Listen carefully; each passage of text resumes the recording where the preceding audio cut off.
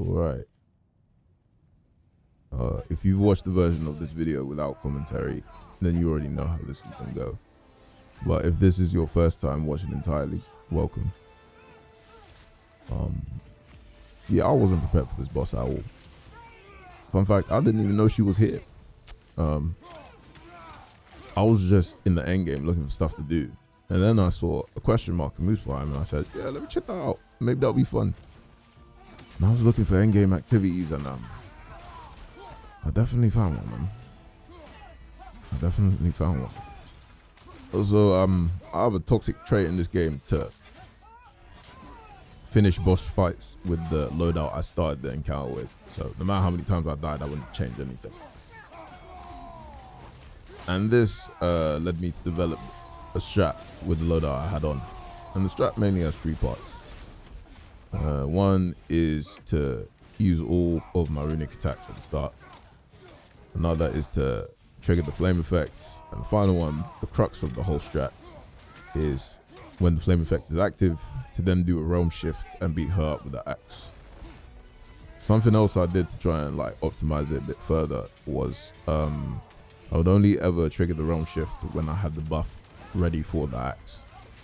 That way I'd be doing as much damage as possible. Worked out pretty well. In terms of how I would set her on fire, because she's like very, very resistant to elements, is I used the Spartan Wrath with the blades. Spartan Wrath, if you don't know, is like an alternate version of Spartan Rage that you can lock later on in the game. Pretty good. It's actually one of my favorite additions.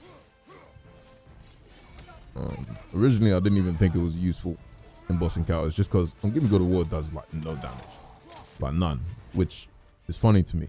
At least the bosses, anyway, because it's supposed to be the most damaging out of all 3, right? But like, yeah.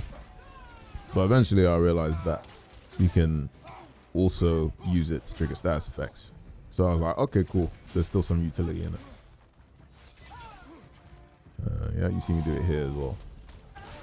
But yeah, man, this boss is very ignorant, man. I'm gonna tell you why she's ignorant. The main reason she's ignorant is because occasionally, I don't know why she does it, but she'll just ignore runic attacks. Like, most runic attacks will make people flinch. And they make her flinch as well, you see in the video, but there'll be times where, like, I'm in a runic animation, she's getting hit by it, she just doesn't flinch, like, right now. That was divine intervention, that she didn't hit me. And speaking of the divine, I'm pretty sure the devil was attacking me while I was fighting her, because about here, I got a pop-up on my TV. If you own an LG, you know what I'm about to say. Or you'll know what I mean when I mention it, rather. And the pop-up said, oh yeah, your TV's been on for too long. In a minute, it's going to power down. And if I wasn't locked in before, I was definitely locked in now. Because my PlayStation is on a HDMI link with my TV. So if my TV turns off, the PlayStation turns off as well. And it's not like I can just pause while the TV's off, turn it back on and resume from whatever point I left at. No. If the TV turns off, basically I have to start the boss from the beginning.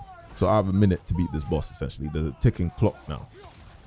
And yeah, I know in the back of my head, I'm aware that, oh yeah, I could just pause now and then take off the notification and eliminate the possibility altogether. But I thought to myself, what if I didn't do that? And I still beat her. So I said, fuck it. I could beat her in a minute. And then I did. And no word of a lie, I did feel like the man.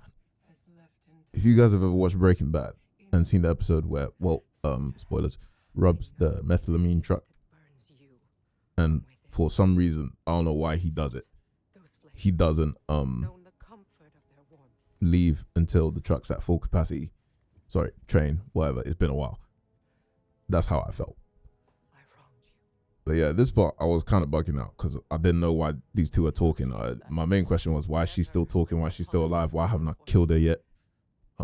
If I end this encounter without, you know, at least getting to see her die, I'm not going to feel good about that. And Freya's talking to her, trying to make her seem all good. And I was just like, nah, just kill her, man. Nah, she got to die, bro. Also, out of interest for people who played Elden Ring, I haven't, by the way. I just want to know, like, for a frame of reference, who's harder, this bitch or Melania? Yes, sister. Because if Melania is harder, I'm never touching a Souls game ever in my entire life. It's not happening. I refuse. Because I could do it. I could, but I don't want that. I don't want that stress. Yeah, no way. But yeah, that about wraps up the video. So I hope you enjoyed. Maybe I'll do a few more of these. Or commentary videos anyway. Or boss commentary videos. Commentary videos are probably just going to be a feature on my channel, but yeah. Till the next one.